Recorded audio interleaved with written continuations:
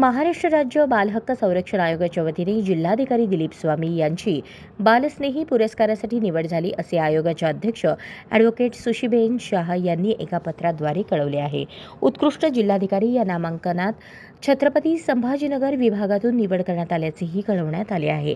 महाराष्ट्र राज्य बालहक्क संरक्षण आयोगाच्या वतीने बालस्नेही पुरस्कार 2024 साठी उत्कृष्ट जिल्हाधिकारी या नामांकनात जिल्हाधिकारी दिलीप स्वामी यांची निवड झाली आहे। सोमवार दिनांक 3 मार्च रोजी दुपारी 1 वाजता यशवंतराव चव्हाण सेंटर मुंबई येथे हा पुरस्कार वितरण सोहळा होणार असून यासाठी जिल्हाधिकारी स्वामी यांना निमंत्रणही आले आहे। उपमुख्यमंत्री एकनाथ शिंदे, उपमुख्यमंत्री अजित पवार, महिला व बालविकास मंत्री आदिती तटकरे, राज्यमंत्री योगेश कदम, मेघना बोर्डीकर यांच्या प्रमुख उपस्थितीत हा सत्कार संपन्न होणार आहे। जिल्हाधिकारी दिलीप स्वामी बालकांच्या हक्कांचे संरक्षण होण्याच्या दृष्टीने त्यांच्या प्रशासकीय कारकिर्दीत राबवलेल्या विविध उपक्रमांच्या यशस्वीतेमुळे त्यांची या पुरस्कारासाठी निवड झाली आहे।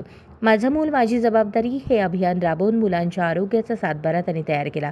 याशिवाय आता जिल्हाधिकारी छत्रपती संभाजीनगर म्हणून शालेय विद्यार्थ्यांच्या गुणवत्ता आणि सर्वांगीण विकासासाठी त्यांनी दशसूत्री सारखा कार्यक्रम राबवला आहे।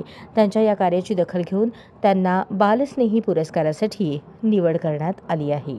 अशाच नवनवीन अपडेटसाठी जनता राज्य न्यूज चॅनलला सबस्क्राइब करा, लाईक करा आणि शेअर करायला विसरू नका।